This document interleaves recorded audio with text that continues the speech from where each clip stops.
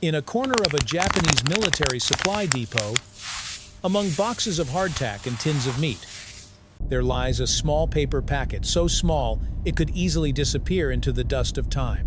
Inside is a white powder, odorless, colorless, and outwardly unremarkable, with nothing about it that looks remotely heroic. Yet to a soldier enduring cold, damp days, when eating has been reduced to the bare duty of staying alive, that pinch of powder can make thin porridge feel strangely more alive, deeper in taste, warmer in sensation, and, oddly enough, steadier in spirit. After the war, it entered the family kitchen as a symbol of modernization, faster cooking, more consistent deliciousness, and a way for anyone to recreate the elusive taste of home. But then, with a single night in 1968, a short story went to print, and those crystals were stamped as poison. Monosodium glutamate (MSG) shifted from a chemical invention meant to serve the public into a national enemy in the collective imagination. Tokyo in 1908 was a city poised on the fault line between tradition and industry. In modest kitchens, pots of kombu kelp broth still simmered as they had for centuries. But outside, a new tempo of life demanded a luxury that the poor almost never had reliably good flavor. And that is when Kikune Ikeda enters the scene as an anomalous character in culinary history, a chemist who believed taste could be a matter of national importance. Ikeda noticed something deceptively simple. Kombu broth carried a thick, deep taste that could not be explained by the four classical tastes: salty, sweet, sour, bitter. He called it umami, a savory, meaty deliciousness in the sensory sense, not in terms of origin. Chemically, he isolated its dominant compound, glutamic acid. But pure glutamic acid was not something easily used in everyday life. It was inconvenient to store and difficult to standardize in a home kitchen. Ikeda's solution was industrial in spirit: stabilize glutamate with sodium to form monosodium glutamate, an organic salt that dissolves easily, can be mass-produced. If glutamate is the signal of protein, then MSG is a way of packaging that signal into a social tool, helping meals with little meat still feel satisfyingly complete. MSG was born not as a strange chemical, but as a concentrated form of nature. The problem is that society often fears anything condensed into crystals because crystals look like industry, and industry looks like something without a soul.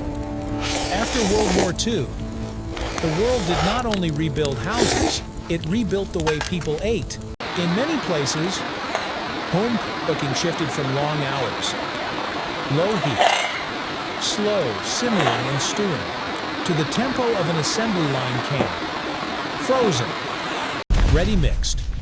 Convenience food was not merely food, it was the era's promise that you could live a busy life and still be nourished. Within that revolution, MSG played the role of a technical mechanism. It helped processed foods achieve the hardest thing of all, an impression of rich, satisfying flavor without the corresponding amount of meat and bones.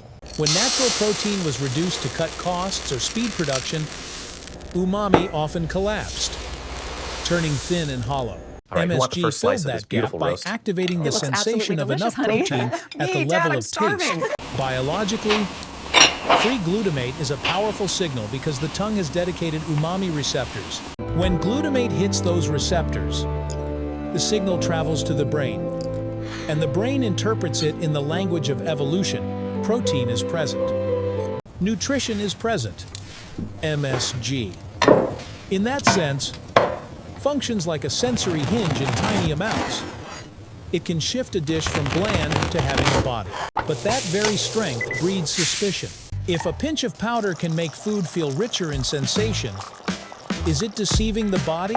From here, MSG begins to live two lives in factories. It is a technical tool. In popular culture, it gradually becomes a symbol of the artificial. In 1968, a letter published in the New England Journal of Medicine described a few unpleasant symptoms after eating at a Chinese restaurant. In essence, this was not an experiment. There was no control group. No variable control. No rigorous design. It belonged to the realm of personal observation, anecdotal evidence. In science, anecdote is where questions begin, not where verdicts should be handed down. But in society, especially in mass media culture, simple stories often beat complex facts. A substance in food causes discomfort, spreads far more easily than we need more data. And what's more telling is that this story landed in a sensitive American context, where racial prejudice toward Chinese, Asian communities still operates on many invisible layers. When chemical fear joins hands with the bias of other people's food, it produces something that feels credible while being false prejudice dressed up as science. Chinese restaurants put up no MSG signs, not necessarily because they believed MSG was harmful, but because they understood the market to survive. You have to reassure. And so, a self-reinforcing loop formed the more no MSG labels appeared.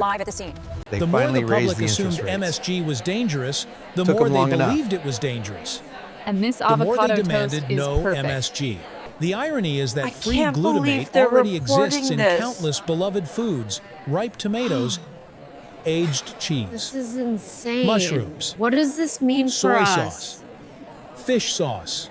But those foods aren't called out with a long chemical term. The current approach MSG overlooks wasn't the grassroots hated because of its Exactly. We need biology. sustainable It solutions. was hated because We of the must look to the story future that with clung hope. to it. For years, This new report suggests a strong MSG link was between daily defended with consumption safety and statements from long-term health risks. agencies And the manufacturer scientific maintains it is reviews. safe But science, when it stays trapped inside reports, often loses to media because it lacks emotion. For a molecule to be vindicated in culture, it has to be returned to the place where it actually lives the food.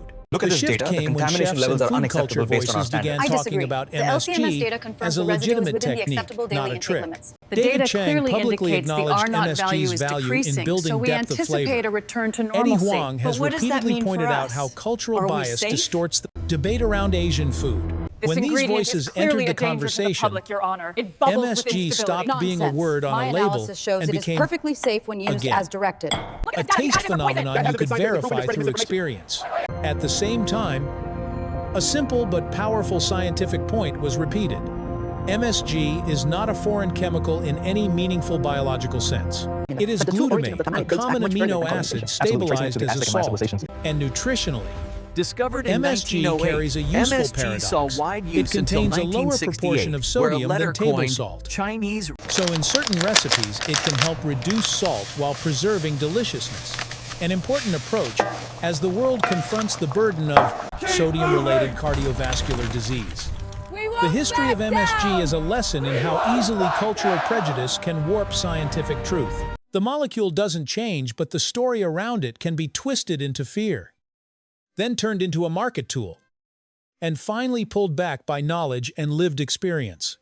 MSG isn't the enemy of a meal. It's simply a highlighter pen for taste. It intensifies what's already there.